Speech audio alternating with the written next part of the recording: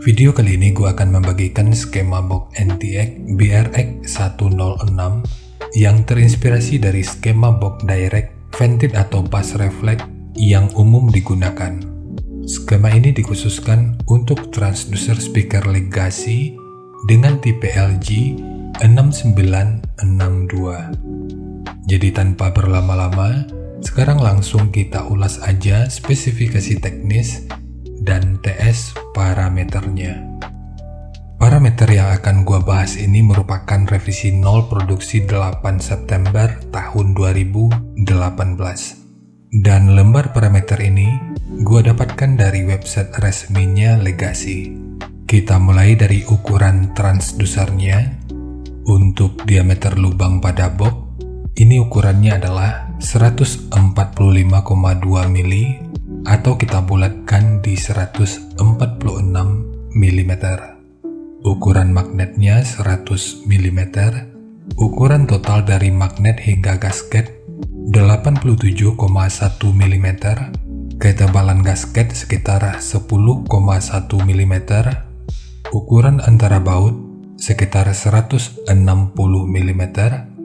Dan ukuran terluarnya 171 mm. Dan mungkin masih ada istilah yang salah dari cara penyebutannya, dan di waktu berikutnya akan terus gua coba untuk perbaiki. Sekarang kita beralih ke spesifikasi teknis dan TS parameternya. Untuk nominal diameter, ini 152,4 mm atau 6 inci. Nominal power handling 50 watt, program power 100 watt. Untuk rentang frekuensi mulai dari 47 Hz sampai 1780 Hz. Untuk sensitivitas pada 2,83 volt per 1 meter, ini 87 dB. Untuk ukuran voice coil 35,5 mm. Sekarang kita beralih ke spesifikasi utama yaitu TS parameternya. Jadi bagian ini merupakan parameter dari impedansi 2 ohm dan bagian ini merupakan parameter dari impedansi 4 ohm. Jadi kita mulai aja. Untuk Fs 47,4 Hz atau 48,3 Hz. DCR 1,5 ohm atau 3 ohm. QTS 0,49 atau 0,86. Cache 0,53 atau 1,0, QMS 5,94 atau 6,15, MMS 21,1 atau 19,3 gram, CMS 0,54 atau 0,56 mm per Newton, BL 4,2 Tesla meter, Was 13,6 atau 14,3 liter, efisiensi 0,26 atau 0,16%, SD 134,8 cm persegi, dan Xmax 3,5 mm. Dan dari semua parameter ini, kesimpulan di awal yang bisa kita gunakan, speaker ini memang lebih direkomendasikan untuk box tanpa lubang angin. Untuk ABP, ini akan tergantung pada impedansi yang digunakan. Namun yang pasti, ini memang disesuaikan dengan peruntukannya, karena targetnya ini untuk penggunaan volume internal yang minimal. Sementara terkait efisiensinya untuk Fs di 47 atau respon frekuensinya yang mulai dari 47 Hz, menurut gua ini terlalu rendah dan mungkin belum akan begitu optimal pada rentang frekuensi tersebut. Ini karena untuk menghasilkan frekuensi rendah yang baik, sebuah speaker tentu juga harus didukung dengan diameter konus yang lebih besar dan jangkauan Xmax yang lebih tinggi, meskipun tentu kita nggak bisa melewatkan parameter key-nya. Jika diset pada frekuensi yang terlalu rendah, maka Xmax akan mudah tercapai dan output yang dihasilkan tentu akan terdistorsi, sehingga watt yang mampu diterima otomatis juga akan jauh berkurang. Dan dengan watt yang berkurang, maka SPL-nya tentu juga akan menurun. Jadi tantangan utamanya tentu ada di sini.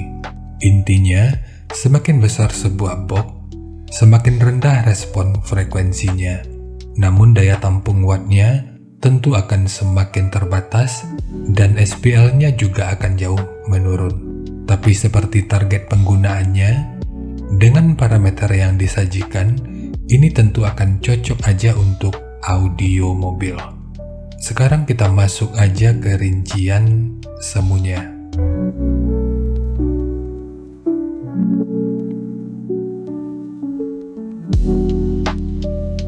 Untuk rincian semu, di sini gua akan membaginya ke dalam dua versi, jadi nanti tinggal lo pilih aja sesuai kebutuhannya. Untuk versi pertama, watt yang dijadikan acuan itu adalah 30 watt. Rekomendasi titik potong bawahnya itu di 60 Hz dan puncak SPL-nya ini diperkirakan mencapai sekitar 105 desibel. Kemudian untuk versi kedua, watt yang dijadikan acuan itu adalah 50 watt. Rekomendasi titik potong bawahnya itu di 75 Hz dan puncak SPL-nya ini diperkirakan mencapai sekitar 108 desibel. Watt yang digunakan pada semua acuan ini dibatasi di puncak XMAX. Karena semakin rendah frekuensi, maka akan semakin tinggi ekskursi. Itulah kenapa semakin rendah titik potong frekuensi, maka akan semakin kecil juga watt yang bisa diterima. Sehingga untuk SPL-nya juga akan menurun. Meskipun frekuensi bawahnya tentu akan terasa lebih optimal. Untuk amplifier yang digunakan, jika kedua koilnya itu diparalel, sebaiknya gunakan amplifier yang mampu menangani minimum impedansi di 1,5 ohm. Kalau kedua koilnya itu di seri, gunakan amplifier yang mampu menangani minimum impedansi di 6 ohm. Namun jika menggunakan salah satu koilnya aja, maka gunakan amplifier yang mampu menangani minimum impedansi di 3 ohm. Dan harap diingat, semua ini merupakan rincian semu, jadi bisa lebih baik atau bisa aja lebih buruk dari yang diperkirakan. Karena untuk efisiensi akhirnya itu juga akan dipengaruhi oleh beberapa faktor, apakah itu kerapian dan kepresisian dari pembuatan box, kualitas bahan, hingga equipment yang digunakan. Sebelum melanjutkan, harap baca deskripsi video karena ada beberapa informasi tambahan terkait bahasan yang ada pada video ini.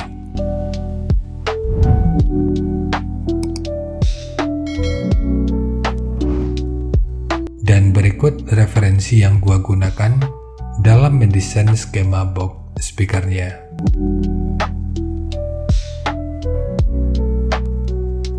Warna hijau merupakan perkiraan respon dari versi pertama dan warna biru merupakan respon dari versi kedua. Jadi dari transfer function magnitude ini kita bisa melihat kalau versi pertama meskipun dipotong di 60 Hz, frekuensi 52 Hz itu udah bisa direspon pada minus 3 dB dan 58 Hz pada 0 dB. Sementara untuk versi kedua, meskipun dipotong di 75 Hz, frekuensi 66 Hz ini udah bisa direspon pada minus 3 dB dan 73 Hz pada 0 dB. Kemudian untuk respon dari portnya, untuk versi pertama dengan daya 30 watt, pergerakan udara pada port puncaknya diperkirakan sekitar 13,1 meter per detik. Sementara untuk versi kedua dengan daya 50 watt, pergerakan udara pada port puncaknya diperkirakan sekitar 13,2 meter per detik. Sementara untuk gain yang dihasilkan oleh port kurang lebih seperti ini. Jadi secara teori, untuk port versi pertama ini akan membantu dalam merespon frekuensi hingga sekitar 41 Hz pada minus 3 dB. Sementara untuk versi kedua, ini akan membantu dalam merespon frekuensi hingga sekitar 51 Hz pada minus 3 dB.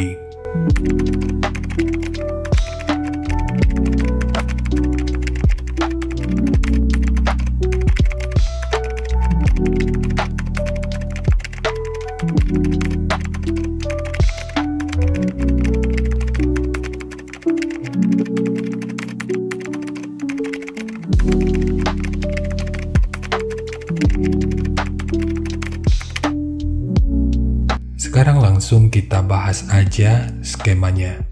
Kita mulai dari versi yang pertama. Untuk tinggi, jadi tinggi box ini adalah 260 mili, panjang ke belakang 350 mili, kemudian lebarnya 200 mili. Yang perlu diingat, ketiga poin ini merupakan ukuran terluarnya. Untuk port, ini ukurannya adalah 20 mili. Sementara untuk kedalamannya atau tripleknya ini yang kalau kita ukur dari sudut ini sampai ke sudut yang ini ukurannya adalah 191 mili. Kemudian untuk triplek dari dudukan speaker ini menggunakan dua lapis, satu sebagai dudukan utama dari transdusernya dan satu lagi sebagai penguat dari dinding luarnya. Dan terakhir, ukuran ruang resonansi utamanya yang kalau kita ukur dari sudut ini sampai ke sudut yang ini ukurannya adalah 294 mili. Kita lanjut ke versi yang kedua. Untuk tinggi, jadi tinggi box ini adalah 240 mili, panjang ke belakang 260 mili, kemudian lebarnya 200 mili. Untuk port, ini ukurannya 20 mili, sementara sekatnya atau tripleknya ini ukurannya adalah 176 mili. Untuk ukuran ruang internal yang kalau kita ukur dari sudut ini sampai ke sudut yang ini ukurannya adalah 204 mili. Sementara untuk handle, ini hanya untuk estetika dari penyajian videonya aja. Jadi ya segitu aja untuk skema dari box NTX BRX106 khususnya untuk transducer speaker Legacy dengan tipe LG 6962. Jika nanti lu punya link review dan video check soundnya, silahkan bagikan aja pada kolom komentar agar bisa dijadikan referensi juga buat teman-teman yang lainnya. Terima kasih untuk lu yang udah nonton sampai detik ini. Bagaimana tanggapannya atas bahasan kita kali ini? Sampaikan aja pada kolom komentar biar kita sama-sama bisa belajar agar lebih baik lagi. Dan seperti biasa, jika lu suka dengan bahasannya, silahkan like dan share aja videonya ke teman-teman lain yang sekiranya juga suka dengan topik yang sama. Untuk lu yang udah berlangganan, terima kasih banyak atas dukungannya. Dan untuk lu yang belum berlangganan, jika berkenan, bantu subscribe-nya. Dan jangan lupa untuk baca kolom deskripsi dan kunjungi juga tab komunitas untuk mendapatkan informasi dan update terbaru. Jadi segitu aja, dan kita ketemu lagi pada video yang lainnya.